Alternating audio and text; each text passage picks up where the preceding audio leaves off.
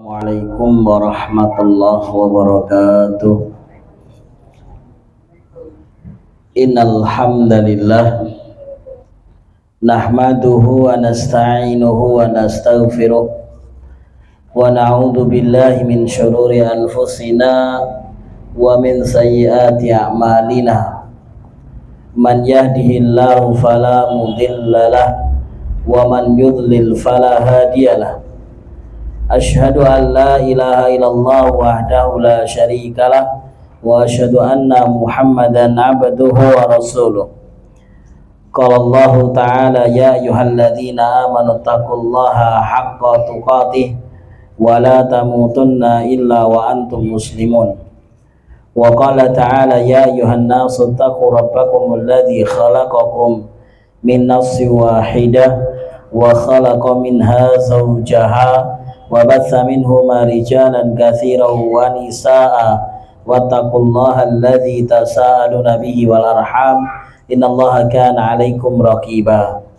Ya ayyuhalladzina amanu taqullaha wa qulu qawlan sadida yuslih lakum a'malakum wa yaghfir lakum dhunubakum wa man yuti'illaha wa rasulahu faqad faza fawzan 'azima amma ba'du.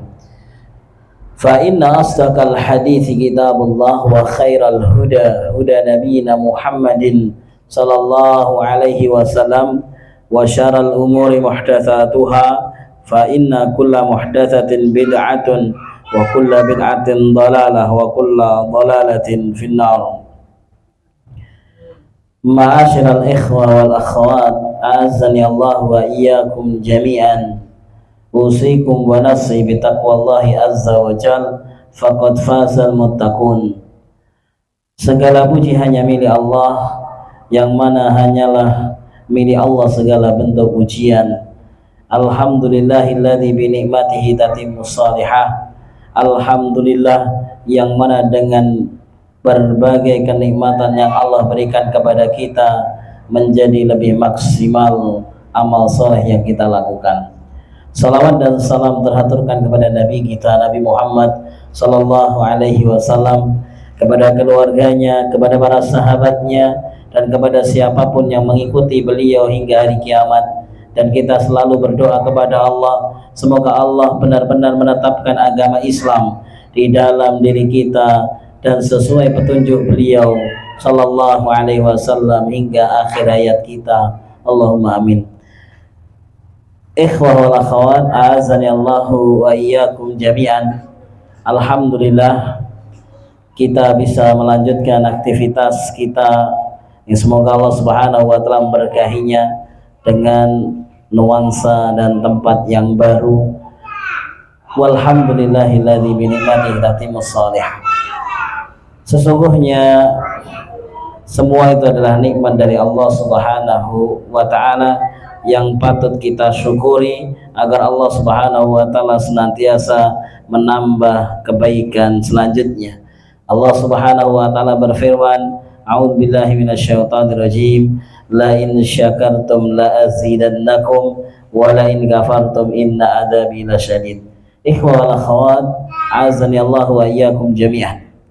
Tidak terasa hari ini adalah pekan terakhir atau masuk daripada 10 hari terakhir di bulan Ramadan 1444 Hijriah. Sudahkah amalan-amalan yang kita tunaikan di 20 hari yang lalu maksimal dengan kualitas yang lebih baik dan dengan kuantitas yang lebih, ataukah masih jatuh bangun atau kurang maksimal? Maka di hari-hari ini, akhir daripada bulan Ramadan ini, marilah kita sesuai tema yang kita angkat pada siang hari ini, yaitu mengoptimalkan 10 hari terakhir di bulan Ramadan. Semoga sedikit banyak daripada wasiat, nasihat yang kita bacakan di siang hari ini membawa keberkahan untuk kita semuanya, dan kita bisa benar-benar mengoptimalkan 10 hari terakhir di bulan Ramadan ini yang jauh lebih baik daripada tahun sebelumnya. Jamaah sekalian rahimani wa rahimakumullah, bagaimana Nabi Shallallahu Alaihi Wasallam mengoptimalkan 10 hari terakhir Ramadannya setiap bulan Ramadan. Hal ini dikisahkan oleh Aisyah radhiyallahu taala anha, Ummul Mukminin, istri beliau, bunda orang-orang yang beriman. Kana Rasulullah SAW idza dakhala al-ashr, adalah Rasulullah Sallallahu Alaihi Wasallam apabila masuk 10 hari ay al-ashrul akhir min Ramadan, yaitu 10 hari terakhir di bulan Ramadan, apa yang beliau lakukan untuk mengoptimalkan di dalam beribadah kepada Allah Subhanahu wa taala?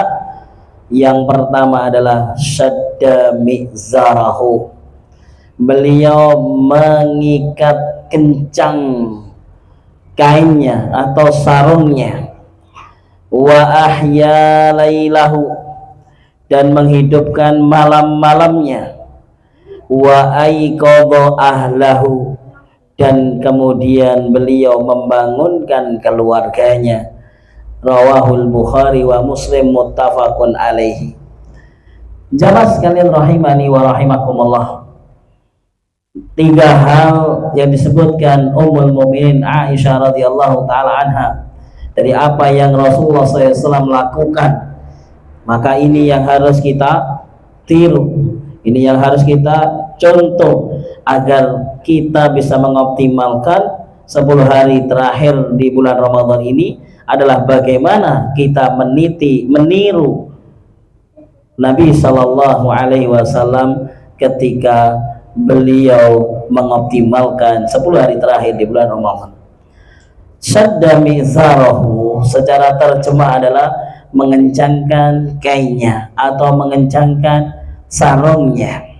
Ini adalah sebuah kinayah, dijelaskan oleh para ulama, ma yalbasu minathiyabi asfal badan, apa-apa yang dipakai oleh seseorang, ya, itu adalah al-izar, bisa sarung, bisa kain, dan celana pun bisa termasuk.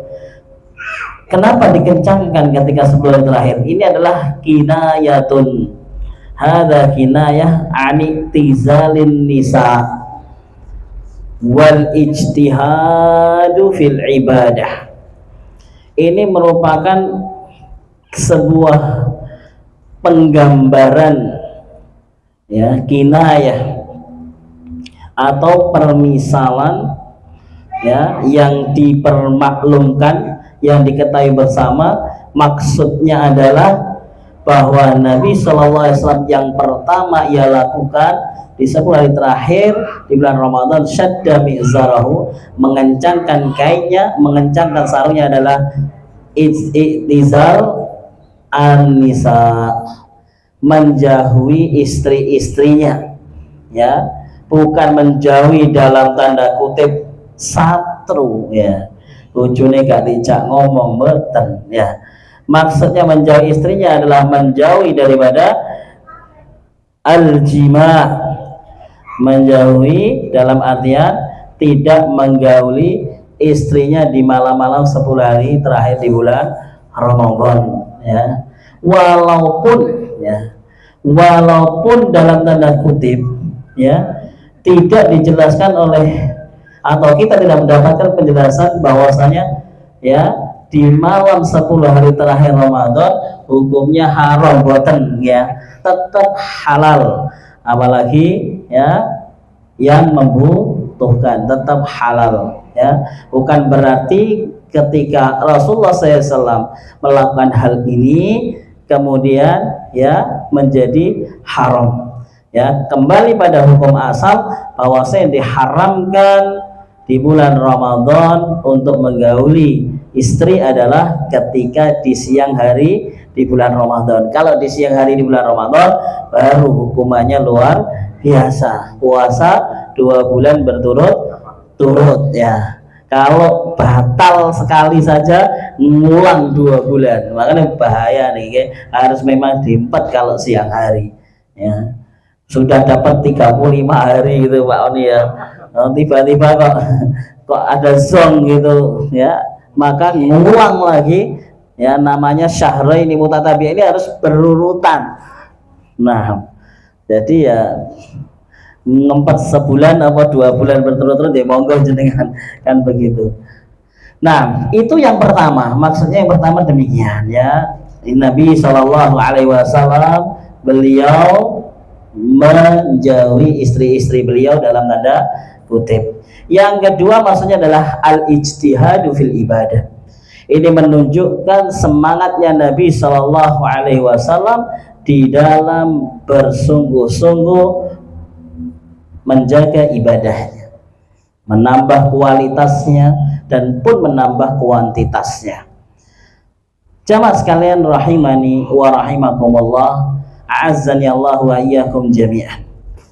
Maka bisa diambil pengertian Nabi saja yang mana Nabi jelas mendapatkan ampunan dari Allah Subhanahu wa taala dan jelas-jelas dijamin masuk surga. Nabi SAW masih berupaya mengoptimalkan di dalam malam-malam 10 hari terakhir di bulan Ramadan. Maka bagaimana dengan kita? Maka seyogyanya kita pun juga berusaha bisa mengoptimalkan malam-malam hari di bulan Ramadan. Kemudian yang kedua, wa ahya lailahu, setelah yang nomor satu adalah mengencangkan sarungnya, mengencangkan kainnya. Wa ahya lailahu, Nabi SAW menghidupkan malam-malamnya, melean ya. Nabi SAW melean ya, menghidupkan malam-malamnya, bukan untuk bergadang, bukan untuk cangkruan ya, bukan untuk buat roti ibu-ibu. Melean Nabi buat roti, melean gawe opak bikin kerupuk. Wa ahya lailahu ya, hadza lil ibadah, dihidupkan dalam tanda kutip adalah untuk ibadah ya, bisa sholat, bisa membaca Al-Quran, bisa berzikir dan berdoa ya. Wa ahya lailahu, maksudnya demikian. Kemudian yang ketiga, wa aiqadha ahlahu. Nah di poin ketiga ini luar biasa, Nabi SAW memberikan edukasi atau pendidikan kepada keluarganya bahwa seyogyanya sebagai kepala keluarga itu selain bertanggung jawab dalam urusan dunia, maka lebih-lebih daripada itu juga bertanggung jawab terhadap urusan akhirat keluarganya. Hal ini sebagaimana Allah Subhanahu wa taala berfirman di dalam surat At-Tahrim, a'udzubillahi minasyaitonirrajim, ya ayyuhalladzina amanu qu anfusakum wa ahlikum nara. Wahai orang-orang yang beriman, qu anfusakum, jagalah diri-diri kalian, wa ahlikum, dan keluarga kalian, naro, dari nerakanya Allah Subhanahu wa taala.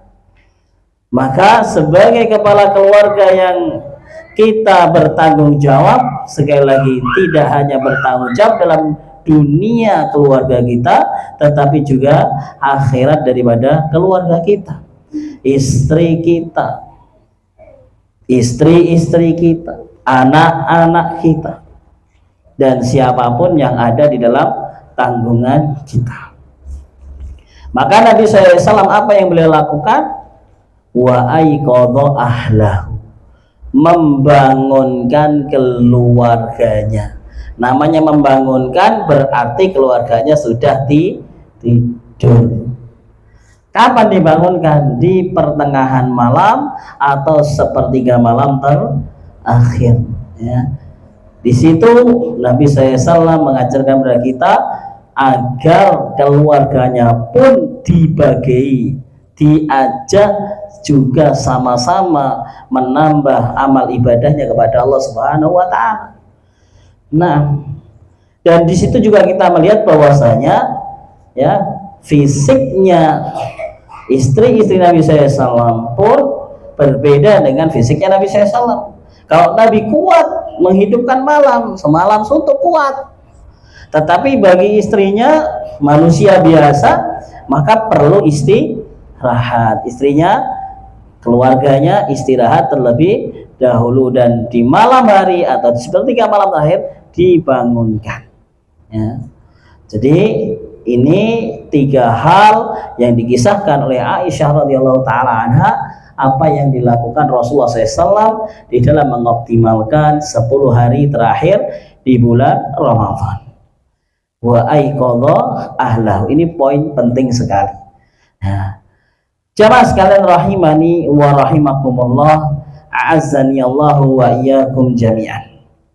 Kenapa Rasulullah SAW begitu upayanya, semangatnya di dalam menghidupkan 10 hari terakhir di bulan Ramadan?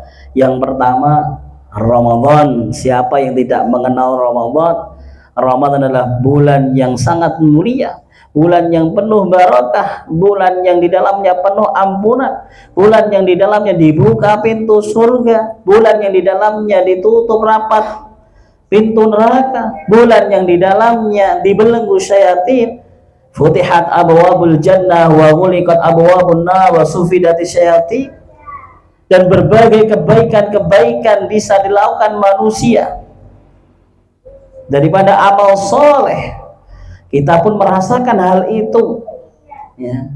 Sebenarnya kalau kita sadar, maka kita akan merasakan benar setan itu dibelenggu. Terbukti apa? Di bulan Ramadan kita lebih mudah beramal soleh, berbuat kebaikan ketimbang di luar bulan Ramadan. Di bulan Ramadan kita lebih mudah meninggalkan kejelekan ketimbang di luar bulan Ramadan. Jamaah sekalian rahimani wa rahimakumullah, a'azzani Allahu wa iyyakum jami'an. Maka 10 hari terakhir Ramadan ini adalah momentum ya. Ramadan akan berakhir, Ramadan akan pergi, Ramadan akan meninggalkan kita. Maka Nabi SAW pun ya berusaha mengoptimalkan hari-hari terakhir daripada Ramadan sebelum pergi. Karena amal seseorang itu dilihat pada endingnya atau terakhirnya. Innamal a'malu bil khawatim. Sesungguhnya amalan itu dilihat daripada terakhirnya. Maka di akhir itu bagaimana? Apalagi kalau kita membaca hadis yang panjang, di hadis yang keempat kalau tidak salah di dalam Al-Arba'in An-Nawawi, di situ dijelaskan ya bagaimana manusia ada yang sudah beramal la ya'malu bi amali ahlil jannah ya, sudah benar-benar dia seperti orang yang mengamalkan amalan ahli surga, yang mana surga bainahu wa bainaha illa dhira' ya, surga itu seakan-akan sudah tinggal sejengkal ya antara dia dengan surga. Tetapi apa, di akhiratnya dia ya mengamalkan amalan ahli nar fayadkhuluha, maka dia bisa terjungkal di dalam neraka karena terakhir dia beramal amalan ahli neraka. Dan sebaliknya, kalau kita membaca hadis yang panjang itu, masya Allah, maka kita tidak ada yang merasa aman. Maka kita semuanya berharap ya kepada Allah Subhanahu wa taala agar Allah Subhanahu wa taala senantiasa berikan keistiqomahan kepada kita semuanya. Sedikit lebih baik daripada banyak, tapi terus jelek ya. Banyak semangat ya, masya Allah. Satu malam pertama bulan Ramadan bacanya langsung 3 juz. Barengono prei gitu. Masya Allah. Maka mending ya 1 halaman, habis sholat 2 halaman, tapi setiap hari habis sholat rutin ya, habis sholat ya 5 halaman, habis sholat misalnya, nah masya Allah, tapi rutin setiap habis sholat dibaca, daripada gaspol setelah itu waleh blenger lah, maka ini tidak baik. Nah, jadi yang pertama karena apa? Karena Ramadan akan berakhir dan amalan yang terakhir itu yang dipertaruhkan, maka Begitulah Rasulullah SAW mengoptimalkan seluruh kekuatannya untuk Ramadan.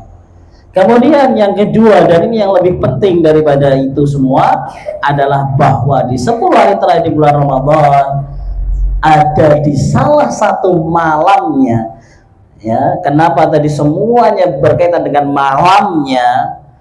Karena ada salah satu malam daripada 10 hari terakhir di bulan Ramadan, malam yang namanya malam Lailatul Qadar, malam yang mulia. Al-Qadar itu asyaraf, malam yang mulia, malam yang penuh berkah. Walaupun semua malam di bulan Ramadan ada malam berkah, tetapi ada Lailatul Qadar yang kita imani bahwasanya malam Lailatul Qadar masih ada, ya, sampai hari kiamat ketika ada 10 hari terakhir di bulan Ramadan.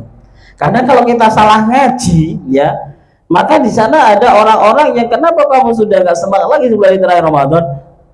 Lailatul Qadar wis bar semenjak Nabi SAW wafat. Jadi jangan kaget, ya, kalau ada orang yang mengatakan demikian. Memang, ya, ada pendapat-pendapat yang tidak kuat, ya, seperti itu. Lailatul Qadar wis buyar karena Nabi SAW sudah wafat. Sehingga ya biasa-biasa aja. Lek bengi ya cangkruan, yang penting awan poso, kan begitu. Nah, jamaah sekalian rahimani wa rahimakumullah, membicarakan tentang Lailatul Qadar tidak akan habisnya. Kita hanya berdoa, harap-harap cemas semoga Allah Subhanahu wa taala memberikan kita malam Lailatul Qadar di atas ketakwaan kepada Allah Subhanahu wa taala. Sangat dan sangat merugi ketika ada malam Lailatul Qadar, ketika itu kita bermaksiat kepada Allah Subhanahu wa taala. Maka kita berdoa dan berharap agar Allah Subhanahu wa taala mempertemukan kita dengan Lailatul Qadar dalam keadaan bertakwa kepada Allah. Karena ibadah itu nggih macam-macam, ya. 10 hari terakhir, ya, Masya Allah, banyak sekali masjid-masjid yang sekarang mengadakan program iktikaf. Banyak sekali masjid-masjid yang mengadakan program sholat malam. Tapi nggih ngapunten, ya, bukan berarti, ya, ketika seorang, ya, karena kesibukannya, karena kekuatan fisiknya sehingga dia harus tarawihnya di sore hari, bukan berarti yang malam itu harus lebih baik daripada yang tarawihnya sore hari. Tidak. Nanti yang niat malam hari ternyata badas sampai sahur, mending sing sholat tarawih bar isya. Kan begitu. Masing-masing paham tergantung kondisi masing-masing. Allah Subhanahu wa taala berfirman, "A'udzubillahi minasyaitonirrajim, balil insan ala nafsihi basirah." Bahkan manusia itu yang paling ngerti tentang dirinya sendiri. Panjenengan mboten kiat malam hari nggih, mboten usah malam hari, bukan gembul sini, ya. Biar tidak ikut tren. Oh, trennya bengi yo bengi, ya. Jadinya niatnya berbeda. Ya, bukan berarti sore nggak ada utamanya. Bahkan ketika kita bisa sholat di sore hari itu, ada sebuah hadis yang memberikan semangat mungkin bagi panjenengan yang, ya, Masya Allah, ya, kekuatannya sudah berkurang sehingga harus tarawihnya sore, ya. Ada sebuah hadis yang menguatkan kita semuanya ketika Nabi SAW bersabda, "Man qama al-imam hatta yansharif kutiba lahu qiyamul lailah." Atau kama qala Rasul SAW. Siapa saja yang sholat malam bersama imam, yaitu sholat tarawih bersama imam sampai selesai, sampai selesai, kutiba lahu qiyam lailah, dia dicatat ganjarannya seperti sholat semalam suntuk. Luar biasa. Jadi seperti itu, ya. Maka kalau ditanya lebih baik sholat malam apa sore, tergantung. Kalau malamnya full bersama imam, alhamdulillah. Kalau malamnya tiba melu 2 rakaat, ya mending sing sore 11 rakaat sempurna. Wallahu taala a'la wa a'lam. Nah, jamaah sekalian rahimani wa rahimakumullah. Disitulah mengapa Rasulullah SAW benar-benar mengoptimalkan 10 hari terakhir bulan Ramadan, karena ada malam yang lebih baik daripada 1000 bulan. Hal ini sebagaimana Allah Subhanahu wa taala firmankan di dalam ayatnya ketika Allah Subhanahu wa taala berfirman, "A'udzubillahi minasyaitonirrajim, Lailatul Qadri khairan min alfi syahr." Masya Allah 80 tahun sekian. Kalau dihitungkan 1000 bulan dibagi 12, 82 tahun, 6 bulan ya kalau tidak salah. Luar biasa. Tapi bukan berarti ketika seseorang ya semangat Lailatul Qadar dipelajari tanda-tandanya gitu. Ada memang tanda-tandanya dipelajari. Kemudian semangat, kemudian di malam itu dia sholat, di malam itu dia baca Quran, tidak tidur belas.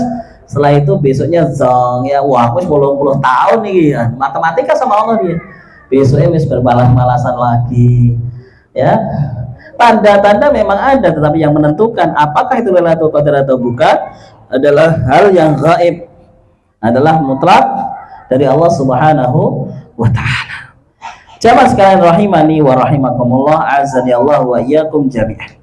Kemudian berkenaan dengan berakhirnya bulan Ramadan ya, setelah yang pertama karena iman atau amal itu adalah dilihat daripada akhirnya, kemudian yang kedua adanya Lailatul Qadar, yang ketiga ini adalah suatu hal yang paling dasar bahwasanya keutamaan yang terjadi di malam-malam Ramadan itu tetap ada hubungannya dengan kewajiban yang ditunaikan di siang hari. Maksudnya beribun? Ini untuk memberikan semangat kepada saudara-saudari kita yang ada orang yang masya Allah semangatnya memburu malam Lailatul Qadar, tapi lawan kon poso wa angel. Ya, lek dikon poso ora kuat, lek dikon poso alasane hene, tapi lek bengi melu-melu menghidupkan malam Lailatul Qadar. Nggih enten lho ngoten niku. Masya Allah. Modele pripun nggih, sing kaya pripun mawon kalau malam mereka diajak berburu malam Lailatul Qadar semangat. Karena mereka sadar, mereka paham dengan ayat malam 1000 bulan.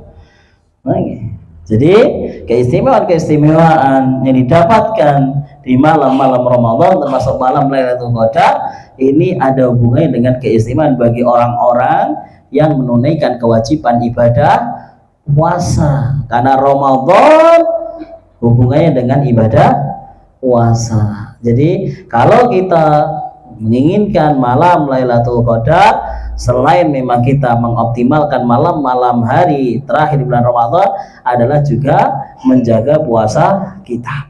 Jamaah sekalian rahimani wa rahimakumullah, 20 hari telah berlalu. Bagaimana dengan puasa kita? Apakah masih semangat? Tentu masih semangat ya. Tapi apa yang kita rasakan? Apakah benar-benar sebagaimana yang Allah Subhanahu wa taala inginkan? Ketika Allah Subhanahu wa taala perintahkan tentang masalah puasa, a'udzubillahi minasyaitonirrajim, ya ayyuhalladzina amanu kutiba alaikumusiyam kama kutiba alal ladzina min qablikum la'allakum tattaqun. La'allakum tattaqun, agar supaya kalian menjadi pribadi yang bertakwa. 20 hari berlalu. Sudahkah kita semakin menjadi orang yang bertakwa? Sudahkah kita benar-benar menjadi pribadi yang bertakwa? Sudahkah dengan puasa itu kita menjadi orang-orang yang pemaaf? Sudahkah dengan puasa itu kita menjadi orang yang tidak suka mengganggu orang lain? Sudahkah dengan puasa itu ibadah kita lebih terjaga daripada sebelum berpuasa? Sudahkah ketika puasa kita lakukan 20 hari ini, kemaksiatan, pelanggaran terhadap syariat kita kurangi? Kalau itu terjadi berarti alhamdulillah, maka harapan dan keinginan Allah Subhanahu wa taala dari perintah puasa terpenuhi. Tetapi kalau ternyata kita rasakan poso wis 20 dino, ya salat zuhur asar kok sik kodho bolong-bolong. Nggih. Salat zuhur asar tasik bolong-bolong. Atau misalnya ya kemaksiatan, pelanggaran, hal-hal yang diharamkan masih lanjut terus, maka ini puasanya perlu dikoreksi. Akankah puasa yang benar-benar lillah, kemudian dia menjaga hal-hal yang mengurangi kualitas puasa? Ya, ada hadis dari Abu Hurairah radhiyallahu taala anhu, 2 hadis ya, yang mana Nabi SAW menyebutkan bahwasanya orang yang berpuasa itu, yang kami ringkas ada 4. Di antara yang pertama adalah tidak boleh berkata buruk, ya, tidak boleh berkata buruk, ya, tidak boleh berteriak, layar wala yaskhaf, ya, tidak boleh berkata buruk, tidak boleh berteriak, tidak boleh mengganggu orang lain, ya, sampai-sampai Nabi SAW mengatakan kalau diganggu oleh orang lain, ya, atau disakiti, maka katakan ini imru'un shaimun, aku adalah orang yang berpuasa. Berarti di antara hal yang mengurangi kualitas puasa adalah tidak mengganggu orang lain.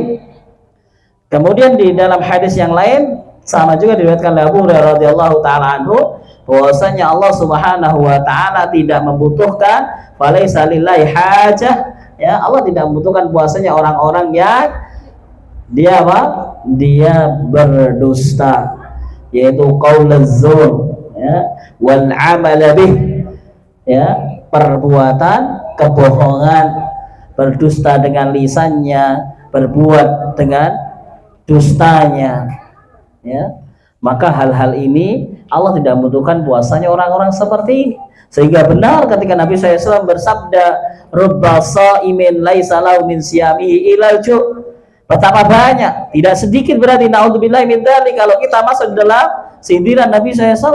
Nabi SAW mengatakan rubba itu betapa banyak, wakeh berarti, ya, orang mek saidi, rubba betapa banyak orang yang berpuasa, laisa lahu min siyamihi illal ju', dia tidak mendapatkan ganjaran, dia tidak mendapatkan pahala, tetapi dia hanyalah mendapatkan rasa lapar dan dahaga.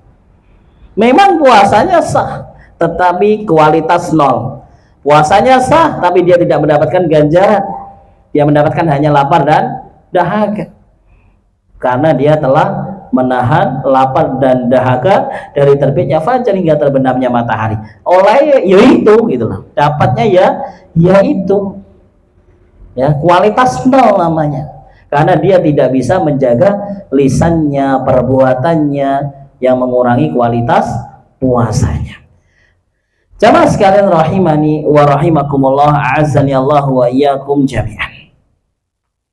Kembali kepada Rasulullah SAW mengoptimalkan 10 hari terakhir di bulan Ramadan, dan Aisyah radhiyallahu taala anha menyebutkan di dalam riwayat yang lain, kana Rasulullah SAW yajtahidu fil ashril awakhir ma la yajtahid fi ghairihi, rawahu Muslim.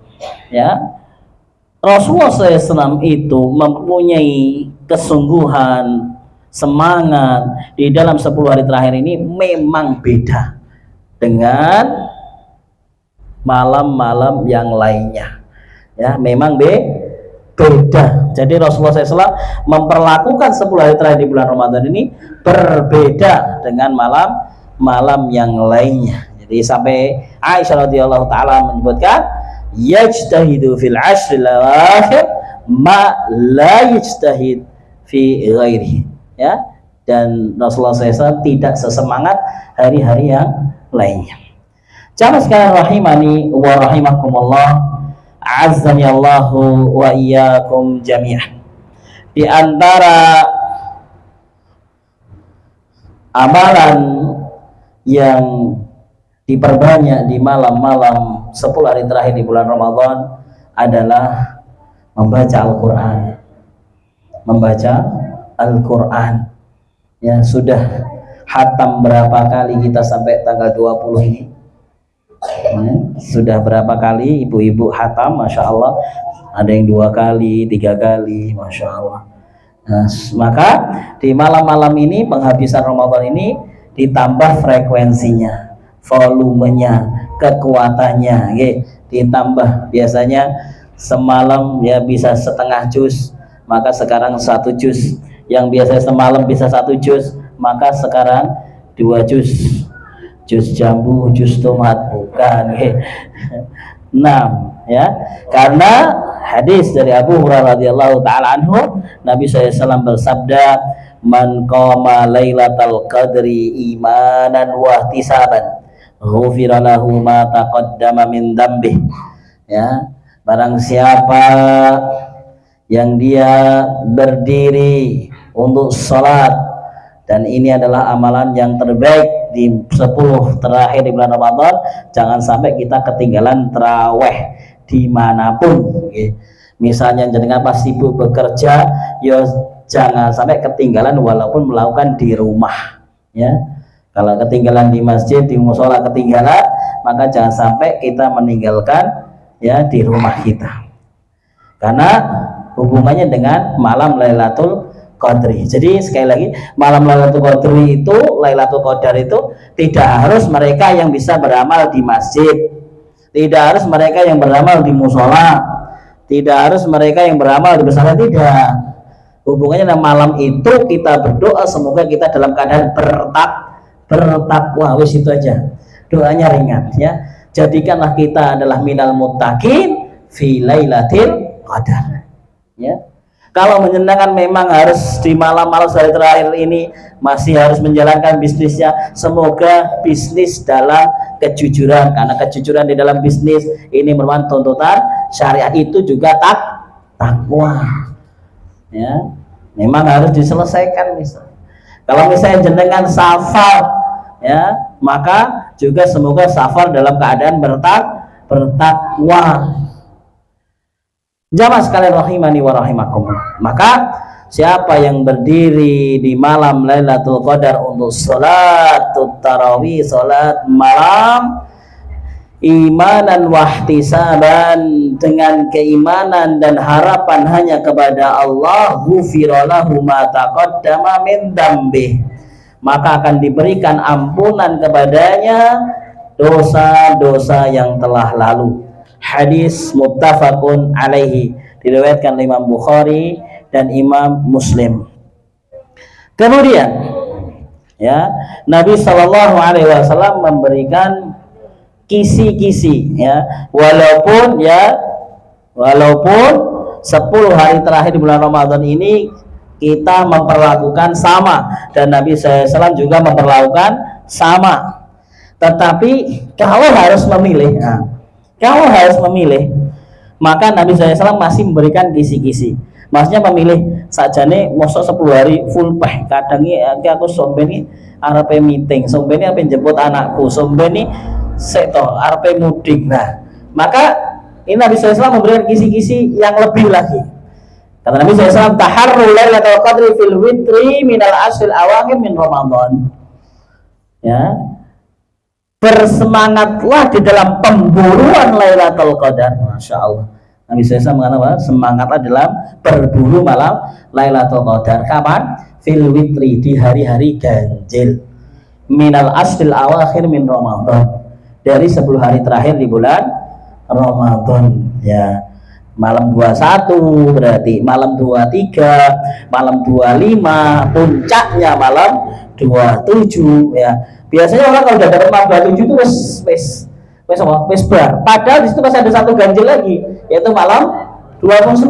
Tapi biasanya puncaknya di masjid-masjid itu yang mengadakan iktikaf yaitu malam 27. Wes luber. Lek malam 29 wis wayah mudik mungkin begitu, ya. Wallahu a'lam. Nah, masih ada malam 29. Jadi kalau kita harus memilih dari 10 hari terakhir Ramadan ini, maka kita bagaimana, ya, menjadikan hari-hari witir di 10 hari terakhir Ramadan ini untuk Allah, gitu, ya. Jenengan misalnya mau meeting bisnis, mau jemput anaknya, jiko hari genap ngoten lho nggih. Jadi maksudnya kalau harus memilih, maka jangan jadikan yang witir-witir ini untuk kesibukan selain ibadah. Jadi ini dari Rasulullah SAW, Masya Allah, dari Rasulullah SAW memberikan kayak grade A, grade B, grade C gitu, kayak intinya kalau bisa kita 10 hari terakhir itu dioptimalkan, dan itu yang dilakukan Rasulullah SAW. Jadi Rasulullah SAW disebutkan oleh Aisyah radhiyallahu taala anha tadi, tidak tebang pilih, ya. Lek malam selikur full, lek malam rolikur kok mulai ngoten, ya.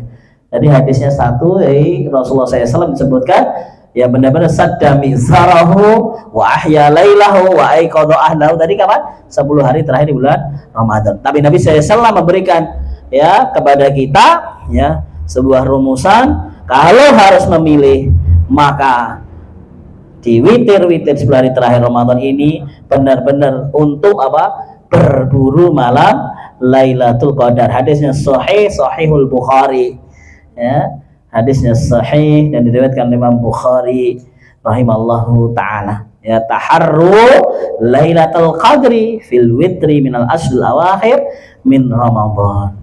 Mengke malam kali likur loh ya, misalnya ya ibu-ibu arep gawe roti wis engko bengi utawa napa-napa sing dereng blonjo klambi anyar wis engko bengi ndang blonjo ngoten nggih. Aja benjing malam 23 Pak Eman ngoten lho. Jadi kalau harus memilih maka malam Lailatul Qadar itu kita benar-benar kita buru di malam-malam ganjil. Apakah tidak memungkinkan di malam genap ada Lailatul Qadar? Memungkinkan. Ya, karena malam Lailatul Qadar itu terjadi di 10 hari terakhir di bulan Ramadan. Ya, jadi memungkinkan karena ini hal yang goib. Ya, Rasulullah SAW hanya memberikan kisi-kisi. Ya, paling oke gitu loh terjadi di malam ganjil, tapi bisa terjadi di malam genap. Makanya tadi saya ya sampaikan bahwa kita berdoa kepada Allah di malam-malam 10 hari terakhir ini berdoa apa? Semoga kita di atas ketakwaan, wis itu aja. Jadi kalau sampai kita nggak lagi sholat, sampai kita nggak lagi membaca Al-Quran, paling tidak kita tidak lagi bermaksiat kepada Allah, menjadi hamba-hamba yang bertakwa. Jamaah sekalian rahimani wa rahimakumullah, a'azzani Allahu wa iyyakum jami'an. Maka ini luar biasa ya. Taharru lailatul qadri fil witri minal ashril awakhir min Ramadan. Jamaah sekalian rahimani wa rahimakumullah, azani Allahu wa iyyakum jami'an. Kemudian amal soleh yang dilakukan oleh Rasulullah SAW di malam-malam Ramadan adalah al-iktikaf ya. Iktikaf. Karena kita adalah kajian muslimah, maka saya lebih mengangkat al-iktikaful nisa ya. Pada poin bagaimana seorang wanita beriktikaf ya. Al-iktikaful nisa ya, iktikafnya seorang muslimah, seorang wanita, maka ada poin-poin yang harus diperhatikan yang tentu berbeda dengan laki-laki ya, berbeda dengan laki-laki. Laki-laki wis monggo sak geleme lek iktikaf nggih. Tapi kalau perempuan ada rambu-rambunya. Ya, dan rambu yang pertama ya, ini tidak boleh dilangkai. Walaupun keutamaan iktikaf luar biasa. Nabi Shallallahu Alaihi Wasallam disebutkan oleh Aisyah radhiyallahu taala anha bahwasanya Nabi Shallallahu Alaihi Wasallam beriktikaf ya. Nabi SAW beriktikaf hatta yatawaffahullah, sampai diwafatkan oleh Allah Subhanahu wa taala di 10 hari terakhir di bulan Ramadan.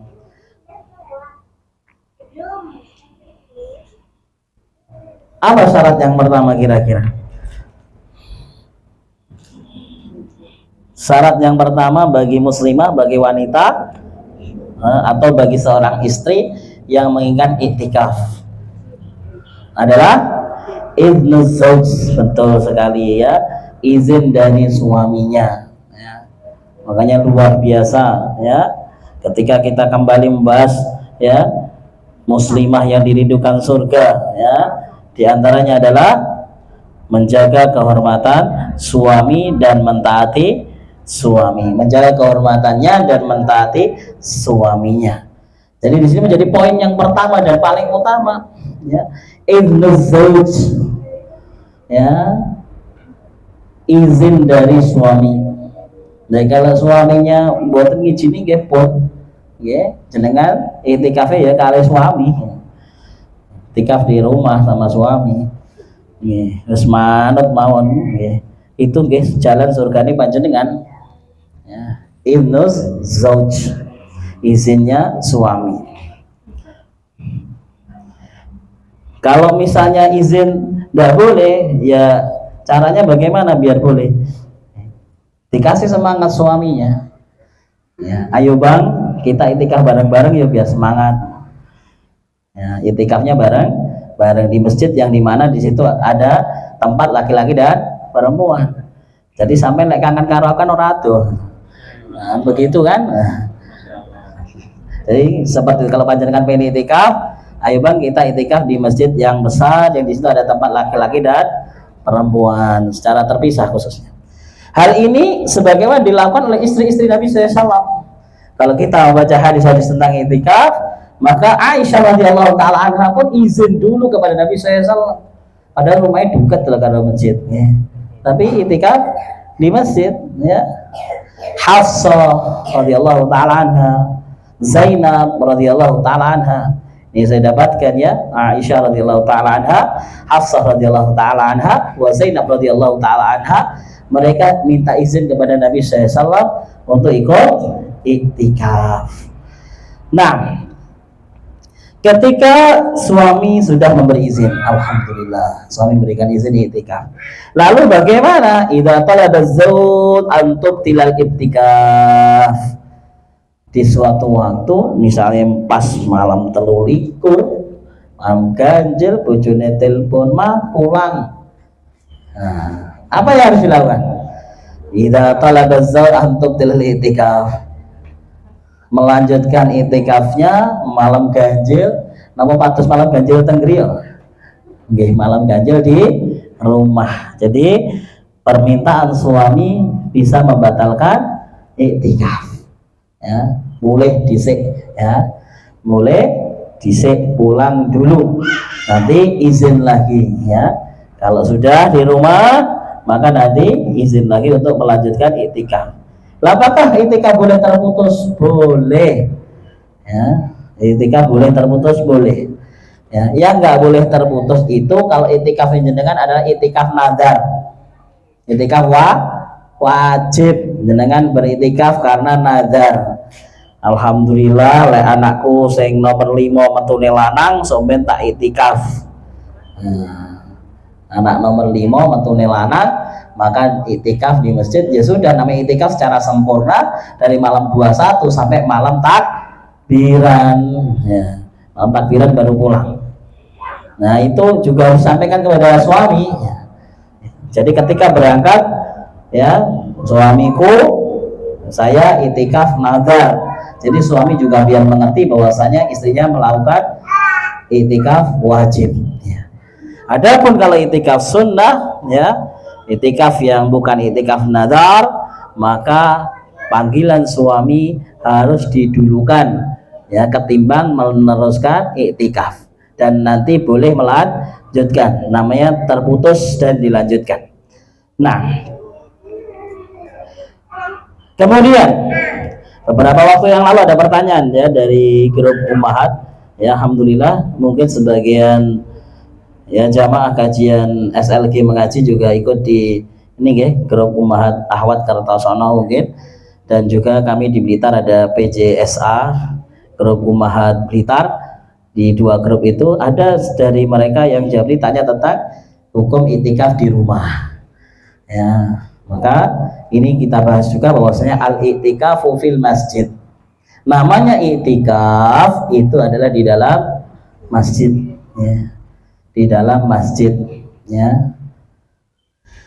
Dan kalau panjenengan sakit, ya, masya Allah, i'tikaf di mana? Ya sana di Masjid Nabawi, di Masjidil Haram, di Masjidil Aqsa, 3 masjid itu. Memang ada pendapat saya itikaf tidaklah ada itikaf kecuali 3 masjid itu, ya. Kalau jenengan ada dulu ya budal monggo per gitu kan. Itikaf di Masjid Nabawi, masya Allah, ya.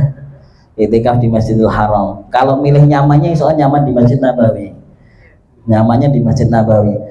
Kalau ya qadarullah kalau di Haram, di Masjidil Haram itu ya Allah rada kemerungsung gitu lah. Memang benar-benar kita apa ya, suruh menjaga hati itu benar-benar kalau di Masjidil Haram.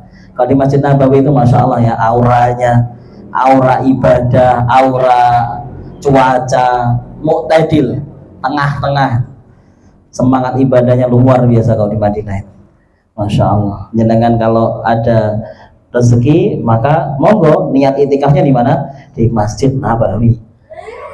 Ini yang paling sempurna. Karena memang ada, ya, pendapat bahwa tidak ada itikaf kecuali tiga masjid ini. Nah, atau turun ke pendapat yang kedua, tidak beritikaf kecuali di Masjid Jami. Apa masjid jami? Masjid yang di mana digunakan sholat Jumat. Nah, jenengan itikaf di sana. Nggih. Masjid jami tawabih. Neng sebelah rumah enake musola. Itu nanti masuk yang ketiga ya. Lebih ya daripada neng omah kayak kancane gitu. Neng musola sebelah rumah. Monggo. Makanya program di pesantren kita, Pak Oni, Pondok Salman Al Farisi punya kegiatan 10 hari terakhir, kita tidak pasang flyer iktikaf di Salman. Ya, kita flyernya apa? Daurah. Kenapa? Karena masjid kita tidak pakai Jumatan. Kita mengambil pendapat yang itu. Jadi, ya kita menggunakan flyer daurah. Walaupun ya teman-teman ada yang niatnya memang iktikaf, ya, tidak keluar kecuali nanti waktu sholat Jumat. Nah, jadi niatnya nama itikaf terputus. Ya, ketika kebutuhan maka dia keluar. Di maat kami rata-rata ada yang demikian. Ada yang datang sebelum maghrib, nanti pulang habis subuh. Bagi teman-teman yang namanya sibuk di siang hari. Jadi kita lebih mengangkat kepada daurah Ramadan karena memang ada kegiatan kajian kitab ya mulai jam 8 sampai jam 10.15 atau 10.30 setiap hari dari pemateri yang bergantian di Pondok Salman Al Farisi mulai hari ini. Monggo memang di hari-hari ke depan bila longgar bisa bergabung di Pondok Salman Al Farisi untuk kajian kitab akidah. Jamaah sekalian rahimani wa rahimakumullah azani Allah wa iyyakum jami'an.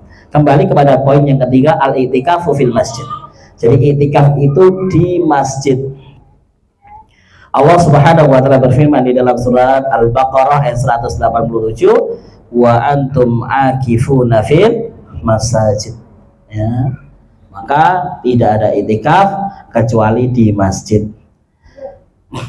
Namun bagaimana dengan mengkompromikan atau mengkomparasikan dengan hadis Nabi SAW ketika Nabi SAW mengatakan tentang bagaimana sholatnya wanita wa buyutuhunna khairun lahunna. Maka ini pun juga harus diperhatikan. Dan rumah-rumah mereka itu lebih baik bagi mereka. Nah, kalau selain di bulan Ramadan, maksudnya selain di 10 hari terakhir Ramadan, maka mau bagaimanapun rumah wanita lebih baik untuk sholat ketimbang di masjid. Ya, karena sabda Nabi SAW ketika Nabi SAW bersabda, la tamna'u ima'akumul masajid, jangan kau halangi para suami istri-istrimu untuk pergi masjid. Kita menghalangi nggak boleh. Ya, karena istri mendengar hadis misalnya tentang salatul jamaati afdalu min salatil fadhi, ya, salat jamaah di masjid lebih baik daripada salat sendirian 27 derajat, 25 bagian dan yang lain-lainnya, sehingga istri semangat ke masjid. Maka kita tidak boleh ya menghalangi selama sifat-sifatnya terpenuhi, ya. Nggak boleh bermenor-menor ria, ya, nggak boleh berwangi-wangi ria. Masya Allah, jenengan mau ke masjid napa mau ke kamar, ya kan? Nah, jadi kalau itu terpenuhi maka tidak boleh seorang suami melarang istrinya ke masjid. Nabi SAW mengatakan la tamna'u, nggak boleh kalian menghalangi. Mah neng omahe, nggak boleh. Nah, istrinya mau sholat di masjid, kita nggak boleh menghalangi, ya, selama tadi syarat-syaratnya terpenuhi, pakaiannya, auratnya dan yang lain sebagainya. Tapi Nabi SAW menutup hadis tentang larangan suami menghalangi istri-istrinya ke masjid dengan apa? Wa buyutuhunna khairul lahunna. Ngerti ya to lur gitu lah ya. Ngerti ya to. Nek omahe sampean kuwi apik. Lebih baik Nabi SAW mengatakan khairun lahunna. Lebih baik bagi mereka. Ya, walaupun tidak disebutkan kalau di rumah ya 30 derajat tidak disebutkan. Namanya lebih baik. Misalnya di masjid 27 derajat lebih baik berarti ya kok saelek-elek berarti 28 kan begitu. Ya, namanya lebih baik, ya. Walaupun kaca satu tingkat itu lebih baik. Tetapi tidak disebutkan di sini. Tapi saya hanya mengatakan wa buyutuhunna khairun lahun, dan rumah-rumah mereka lebih baik untuk mereka. Jadi kalau misalnya keutamaan sholat berjamaah 27 derajat di rumah jenengan niku lho 28 minimal kuwi. Nah, milih ndi? Sampai teng masjid nggih oleh 270.000 wis wenang. Lah sampai ning omah oleh 280.000. Ya milih ning omah. Nah, tetapi untuk 10 hari terakhir bulan Ramadan ini ya, masalahnya ada contoh dari istri Nabi. Masalahnya ada contoh dari istri Nabi. Yaitu siapa tadi? Aisyah, Hafsah dan Zainab. Mereka minta izin kepada Nabi untuk juga ikut beriktikaf di masjid. Maka wallahu taala alam, jadi ketika 10 hari terakhir di bulan Ramadan ini, kalau jenengan para istri mainkan iktikaf, maka yang pertama minta izin kepada suami, ya, minta izin kepada suami. Kalau diizinkan, alhamdulillah, ini merupakan mengikuti bagaimana istri-istri Nabi beribadah ketika 10 hari terakhir di bulan Ramadan. Kemudian syarat yang harus dipenuhi bagi wanita yang iktikaf adalah fil makanil musattarah. Tempatnya harus benar-benar terjaga, tertutup, ya, tertutup dari pandangan laki-laki, ya. Walaupun ya sudah tertutup dengan pembatas saternya luar biasa, tapi ayo di atas itu CCTV-nya dimatikan po enggak? Ayo aman pora? Nah, sampai didelok karo takmir lah, ayo gitu. Takmir sing rada duablek malah dicolok di zoom. Nah, berarti tidak aman. Wis tutupan, mending tutupan kayak ngeten niki tapi gak enek sater, gak enek kamerane gitu. Mending niki tutupe rapet satere kain hitam tebel tapi yang dua CCTV-ne telu. Ya padha wae. Nah, jadi filmakan Musa tadi tempat yang tertutup ya tertutup, ya tertutup secara ini juga secara itu gitu, tertutup. Nah, jadi kita berusaha menjelaskan bahwasanya bukan berarti wanita tidak boleh iktikaf, boleh, tetapi harus diperhatikan syarat-syaratnya. Kemudian yang berikutnya asyghlu bitta'ah. Kenapa di sini disampaikan tentang as-sughlu bitta'ah, yaitu menyibukkan diri ketika beriktikaf dengan ketaatan kepada Allah. Kenapa ini tetap disampaikan? Karena umumnya wanita ketemu wanita, ya, W ditambah W sama dengan G. Nopo? Wanita atau wanita mengenai gosip, gibah. Nah, kalau kok ketok metok kancan sing ngono kuwi mending mboten iktikaf. Oh, iktikaf niatnya pengen tambah taat kepada Allah, tiba-tiba tambah gosip. Nah, itu harus diperhatikan. Asyghlu bitta'ah.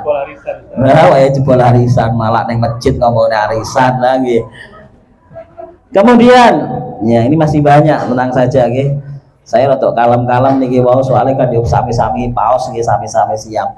Yang keenam, jazatul khurud idza kana dharurah. Ini berlaku untuk suami istri, maksudnya laki-laki dan perempuan.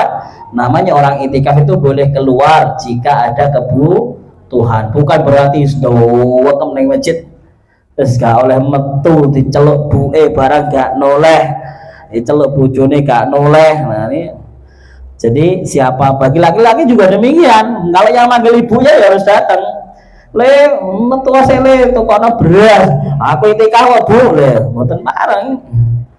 Ini termasuk kebutuhan darurat. Seorang laki-laki dipanggil ibunya harus nurut, ya, sebagaimana seorang istri dipanggil suaminya.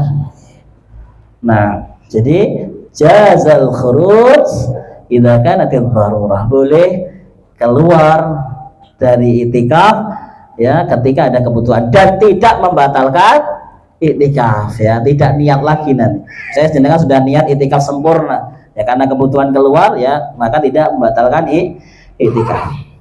Kemudian yang berikutnya, ya, ini karena kajian muslimah juga muslimah dewasa, ya, tetap saya baca. Kalau di santri biasanya nggak patek saya baca. Al jima'u afdalul iktikaf, ya. Maka jima itu membatalkan iktikaf. Nah, tadi misalnya kebutuhan tadi belum batal, dipanggil suaminya, oh tiba suami ini takut kunci omah, Ketemu suami tidak apa-apa, tidak membatalkan itikaf. Salim juga apa-apa, menyentuh suami juga boleh orang itikaf ya. Tetapi kalau ya sampai ya aljima, maka itu membatalkan itikaf dan nanti harus berniat kembali, berniat untuk itikaf kembali. Dalilnya apa? Di surat Al-Baqarah masih di ayat yang sama, a'udzubillahi minasyaitonirrajim wa la tubashiruhunna wa antum akifuna fil masajid. Nah, kemudian ya di sini sebutkan hatal amal yatawajjah ilaih. Adapun ya hal-hal yang tidak apa namanya, hal-hal yang bukan jima, maka itu boleh dan tidak membatalkan. Ya, mencium tangan, ya, berpelukan, ya tidak apa-apa. Ya. Kuangan sang dino gak ketemu bojo kurang semalam tok misalnya, karena puasanya 30 hari. Malam 29 bojone pengen pedok bojone. Ya, maka berpelukan tidak membatalkan itikaf ya. Di Jopo masjid tapi ya itu uang. Kemudian yang ke-8 ya al-masu ala zawj jaiz, sudah kita bahas, menyentuh suami itu boleh, tidak membatalkan itikaf. Kemudian yang 9 jaza untuk qabil zawj hatta fi makan itikaf, boleh nyambangi suami di tempat suami beritikaf. Maksudnya ya seorang istri ya menyambangi suaminya di tempat itikaf. Ini maksudnya masjid yang sama. Nek masjid beda, jenengan itikaf teng Pare, suamine itikaf ning Kediri yo. Iya nek nyambangi berarti nanti niat itikaf baru nih. Ini masjidnya sama maksudnya. Kemudian yang 10 al-mustahil jazat antak kifa fil masjid. Orang yang istihadah, ini untuk wanita ya, yang mengeluarkan darah istihadah, maka boleh itikaf. Ya, itikaf itu kan pada dasarnya berdiam diri toh, berdiam diri ya, ke sholat, ke baca Quran, ke berdoa. Lele istihadah ya, ketika dia bisa menjaga kebersihannya, maka boleh ya dia itikaf ya. Jaga kebersihannya, dia istihadah, bukan haid ya, bukan nifas, tapi istihadah, maka boleh dia beritikaf di masjid selama dia bisa menjaga kebersihannya. Kemudian yang terakhir jazal khitbah awin nikah dunal jima. Ya, ketika beritikaf, seorang muslimah beritikaf ya, itu boleh dilangsungkan satu, janjian lamaran boleh, dilamar boleh. Di sini ada mbak-mbak yang belum nikah, wis kadung teko Masjid Nabawi, satu atau kono, tiba-tiba nemu jodoh ning kono, ben gak nopo, ben gak ilang itu dilamar, boleh. Ya, lamaran boleh ya ketika iktikaf di masjid ya, dilamar. Awin nikah atau akdun nikah, akad nikah juga boleh, akad nikah juga boleh. Sehingga boleh dunal jima, malam pertama gak oleh masjid, batal ya. Kalau akadnya boleh ya, bahiki kok dilamar tok iku lek bahaya, wis kadung roh wis dinikahkan sekalian, maka dia pun menikah, nikah boleh ya dunal jima. Jadi khitbah, akad nikah ketika itikaf tidak membatalkan itikaf ya, tidak membatalkan itikaf. Yang membatalkan nanti apa? Al-jima, dan jima nggak boleh di masjid. Nah, ini beberapa poin yang saya bacakan, ini juga bukan tulisan saya, ini adalah sebuah ringkasan yang diambil dari kitab fikih sunnah lin nisa Syekh Abu Malik Kamal Sayyid Salim ya. Semoga apa yang kita baca tentang mengoptimalkan 10 hari terakhir di bulan Ramadan adalah bisa dilakukan. Terakhir, bagaimana dengan orang-orang atau muslimah yang tidak dalam keadaan suci di malam-malam ini, alias dia adalah haidhah ya, dalam keadaan haid atau nifas, maka apakah dia masih bisa mendapatkan Lailatul Qadar? Bisa, karena dia masih bisa beribadah selain ibadah yang tidak boleh dilakukan orang haid dan nifas. Orang haid dan nifas kan nggak boleh ibadah, cuma sholat sama puasa. Membaca Al-Quran boleh, walaupun misalnya panjenengan mengikuti pendapat yang tidak boleh menyentuh secara langsung, ya jenengan pakai kaos tangan ketika membaca Al-Quran ya. Iya sama aja ya, mushaf Al-Quran ya, jenengan mengikuti pendapat yang tidak boleh menyentuh Al-Quran secara langsung, ya pakai kaos tangan atau disuruh bukakan suaminya, jadi di depan gitu ya, Mas buka no, nggak apa-apa ya, memang mengikuti pendapat yang tidak boleh menyentuh Al-Quran ketika haid. Nah, karena pengetahuan kita kan bermacam-macam nih ya, pengetahuan kita bermacam-macam. Kalau memang jenengan sudah dari dulu meyakini demikian, ya monggo. Tetapi kalau yang biasa ya langsung membuka, ya monggo gitu. Intinya ada ibadah selain sholat dan puasa yang kita lakukan, dan amalan terbaik adalah membaca Al-Quran. Kalau capek bagaimana? Pakai berzikir dan berdoa, zikir dan doa, zikir dan doa. Apapun yang kita tahu ya, dari zikir yang kita tahu, dari yang panjang ataupun yang pendek. Subhanallah misalnya, zikir yang Nabi SAW menyebutkan kalimatani habibatani ya, indar rahman khafifatani alal lisan thaqilatani fil mizan. Ada dua kalimat yang mana Allah sangat mencintai dua kalimat tersebut ya, khafifatani alal lisan, sangat ringan diucapkan, tetapi thaqilatani fil mizan, mempunyai pahala yang sangat berat nanti di hari kiamat, yaitu apa? Subhanallahil azim, subhanallahi wa bihamdi. Ringan. Maka kadangkala berzikir itu berat, saking ringannya ya kan.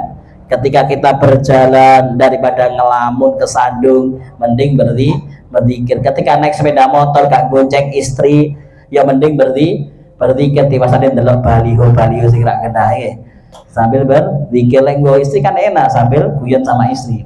Kalau sendiri paling lihat baliho satu ke baliho yang lainnya gitu. Mending dipakai berzikir dan berdoa.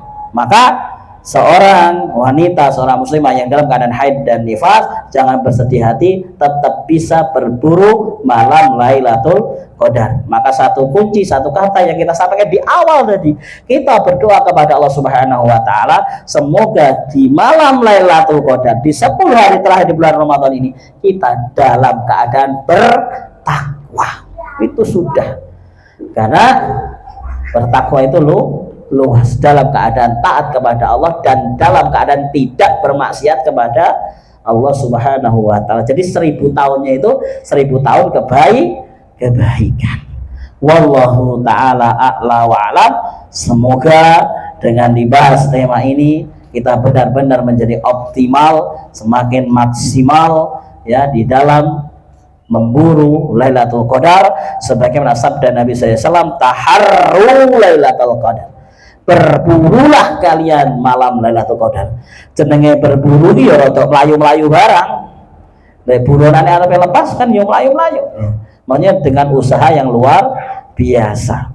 Jadi jadikanlah malam-malam terakhir ini tidak seperti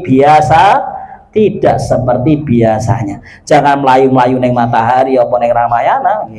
Melayu-melayu maksudnya berburu malam Lailatul Qadar fil witri minal asril awakhir. Lebih-lebih lagi di malam ganjil min Ramadan, di terakhir di bulan Ramadan ini. Jamaah sekalian rahimani wa rahimakumullah, azani Allah wa iyyakum jami'an. Mungkin itu yang sedikit bisa disampaikan. Apabila ada pertanyaan, masih ada 10 menit sampai 15 menit. Pak Oni, ada pertanyaan? Nanti Pak Ibu nyepak kamu itu.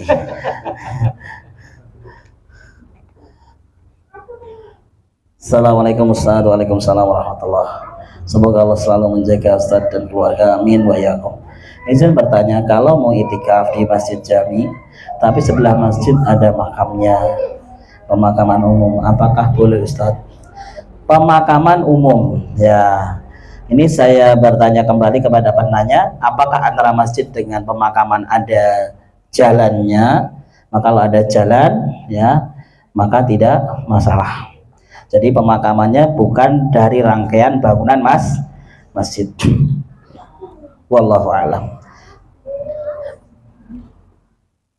Wa jazakumullah khairan. Pertanyaan berikutnya, Assalamualaikum warahmatullahi wabarakatuh. Saya bertanya, monggo. Di bulan Ramadan katanya setan dibelenggu, tapi mengapa masih banyak orang yang melakukan maksiat atau dosa? Nah, setan dibelenggu hadisnya sahih, ini harus kita imani, ya. Tetapi ya di dalam detailnya maka ada penjabaran, ada pembagian, di antaranya ada pendapat ya, yang mana yang dibelenggu adalah gembongnya, dedengkotnya, sang pemberi perintah. Nah, sing kroco-kroco sik diculni. Yeah. Tetapi kita merasakan kok, kita sendiri ya, kita merasakan bahwasanya di bulan Ramadan ini jauh lebih baik daripada di luar Ramadan. Karena kenapa? Itu poin yang besar. Kita di dalam melakukan kemaksiatan itu kan ada dua poin. Yang pertama memang dari waswas syaitan, yang kedua adalah dari hawa nafsu. Allah Subhanahu wa taala berfirman, a'udzubillahi minasyaitonirrajim, innan nafsa la'ammaratun bisu. Sesungguhnya hawa nafsu itu memang dia akan sengaja mengajak diri kita kepada kejelekan. Hawa nafsu kita itu ya. Lah hawa nafsu kita kalau sudah terbiasa di atas kejelekan, dia banter banget. Ngeten loh. Ya. Kita biasa berjalan dengan Pak Bos. Kalau Pak Bos yang baik ngajaknya wayai sholat, dijak sholat. Lek Pak Bos yang rada elek, wayai sholat dijarno. Lek Pak Bos yang elek, ya dijak neng karaoke, ya dijak dugem. Suatu waktu kita nggak berjalan sama Pak Bos, lek bosnya biasanya apik yo, wayai sholat. Tapi biasanya bosnya karo bosnya ngejak biasanya dugem, yo renek bosnya bangga duit bangga dugem, karena hawa nafsunya sudah tertata, terbentuk seperti itu. Nah, sebenarnya ketika di bulan Ramadan dia bisa mengekang hawa nafsunya, maka dia lebih mudah ketimbang di luar Ramadan. Ya, terbukti teman-teman atau saudara kita ketika dia bisa berpuasa Ramadan, masya Allah, ketika puasa loh, boten merokok sakit. Ketika berpuasa boten merokok sakit, gitu. Tapi lewis buka, ya coleh. Ketika puasa dia bisa menahan rokoknya. Kenapa? Karena dia berpuasa. Padahal kalau kita bahas pembatal puasa itu di kitab-kitab fikih gak ada loh. Dan pembatal puasa itu nomor 1 makan, nomor 2 minum, nomor 3 jima. Wis kuwi telu. Gak enak pembatal puasa merokok. Dan aku lagi takoki rokok batal apa ora ya, paling yo gak tak jawab gitu kan. Tapi umumnya orang yang puasa itu mesti gak ngerokok. Gitu? Gak ngerokok. Nah, jadi kenapa setan sudah dibelenggu tapi kemaksiatan masih berjalan itu tadi? Karena hawa nafsunya ya dia kurang bisa mengontrol atau sudah terbiasa dengan hal-hal kemaksiatan. Nah, wallahu taala a'lam. Sebagaimana ketika Allah Subhanahu wa taala mengharamkan khamr. Ya, Allah mengharamkan khamr. Ya, sedikit atau banyak. Maka bagi orang yang tidak pernah minum khamr, sedikit itu sudah memabukkan. Tapi kalau biasa mendem, legung telung botol gak mendem, apakah ketika dia minum 1 botol gak haram? Aku gak mendem, ya tetap haram. Karena hukum asalnya khamr itu sedikit atau banyak haram. Seperti itu. Ya, walaupun kayaknya setan nih, lewat seneng mendem ya pak, mendem kan begitu. Wallahu a'lam. Jadi apa poin besarnya? Hawa nafsu itu kembali kepada diri masing-masing, dan catatannya adalah hawa nafsu senantiasa mengajak kepada kejelekan. Nah, wallahu taala a'la wa a'lam.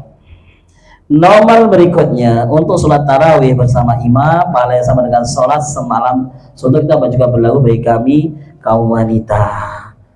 untuk sholat tarawih bersama imam pahalanya sama dengan sholat sunnah itu apa juga berlaku bagi kamu? Ini kalau jenengan berjamaah di masjid, kalau berjamaah di masjid. Tetapi kalau di luar 10 hari terakhir di bulan Ramadan, maka saya bacakan sebuah hadis apa tadi? Wa buyutuhunna khairun lahunna. Apapun hal-hal ya yang berbau dengan kelebihan untuk laki-laki, perempuan bisa dapat, tetapi di rumah mereka itu lebih baik.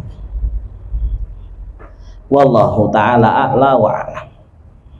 Nah, apa terus?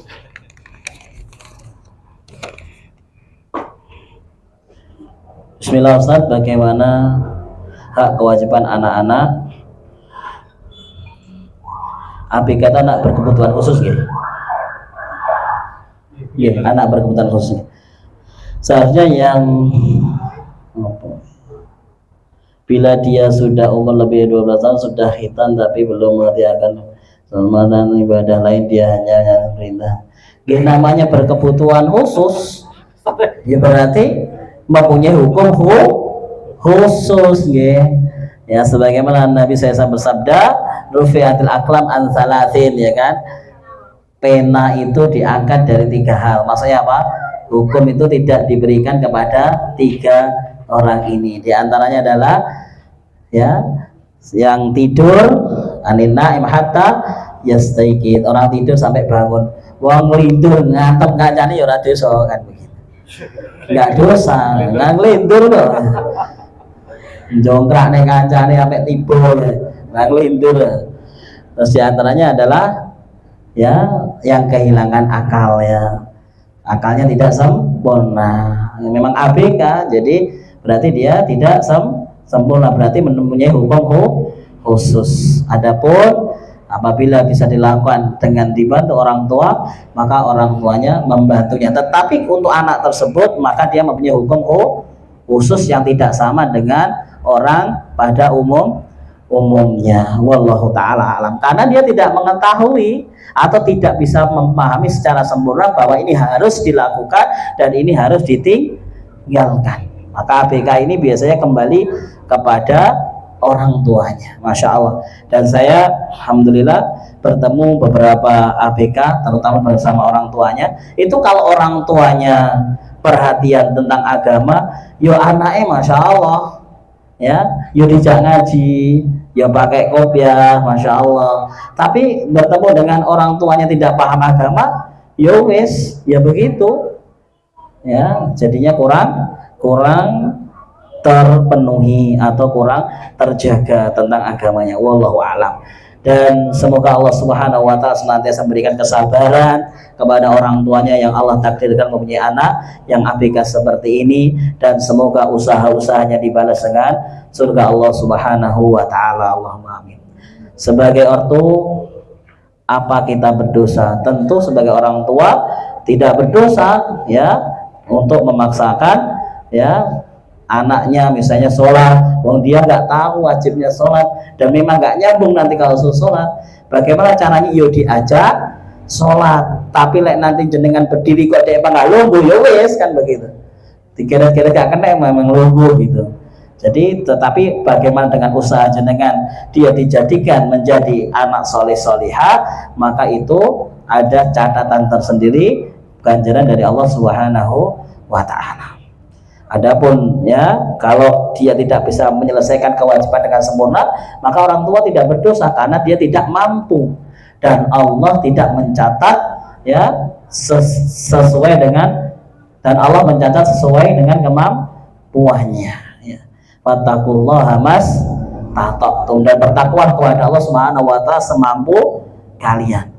Kalau riyen niku pas SMA niku nggih, SMA teng mriko nggih. Saya tidak sebut merek. Niku kiai kula subuhan ra tau ketok nang masjid mesti. Padahal jaraknya namung pirang meter, tapi peteng memang. Niku nggih pernah cerita nggih ngeten. Fatakullah masatun. Lah masatun subuhan ra tau nang masjid Pak Yai nggih. Dalile niku. Lah apa wetenge? Masya Allah. Padahal kegangan berapa rumah. Jadi menggunakan dalil itu untuk apa? Bermalam-malaman dalam ibadah tidak.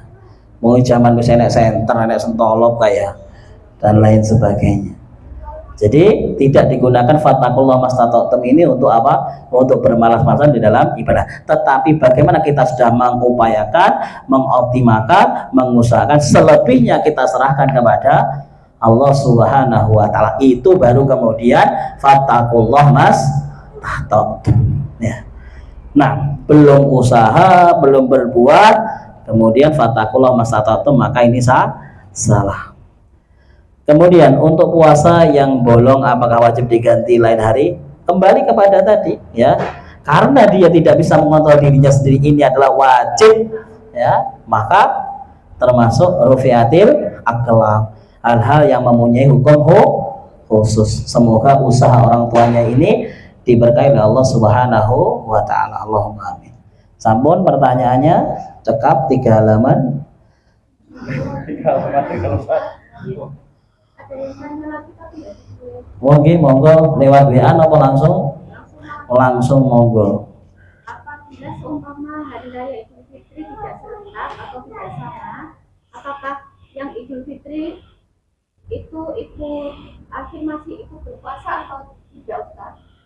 Bismillah wallahu a'lam wallahu taala a'lam. Ini masalah khilafiyah, masalah perbedaan Idul Fitri. Perbedaan Idul Fitri alhamdulillah puasane bareng, alhamdulillah seiso bareng-bareng memburu malam Lailatul Qadar. Masalah beberapa tahun yang lalu pernah kan posone ora bareng. Iki gajile sing ndi? Melu sampean melu aku iki. Iya lah, gajile ora padha. Lah sampai gajil aku gendeng, wae sampai genep aku gajil. Kalau awalnya puasa sama ya alhamdulillah masih sama-sama mek kono 29 awake dhewe bisa 30. Wallahu alam. Sepanjang yang saya ketahui, kalau penjenengan belum hari raya ya puasa ya, karena hari raya itu penutup puasa. Jangan aku melu bodo dhisik tapi salate sesuk saiki ora salat napa ora poso. Wallahu alam. Sepanjang yang kami ketahui ya, hari raya sebagai penutup puasa. Wallahu taala a'la wa a'lam. Nggih. Napa hawane mboten sami niki? Hawane sami. Insyaallah hawane sami dan masih ada waktu untuk banyak berdoa. Muga-muga bodone bareng nggih. Insyaallah. Jadi kalau sudah lebaran nggih mboten poso. Kalau belum lebaran yo poso gitu loh. Terus gampang aja seperti itu. Wallahu ta'ala a'la wa a'lam.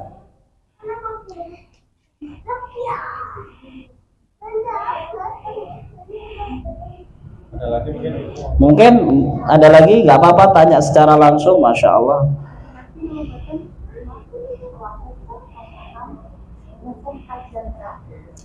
Mumpung buat ternyata jam isoma nih, los nih.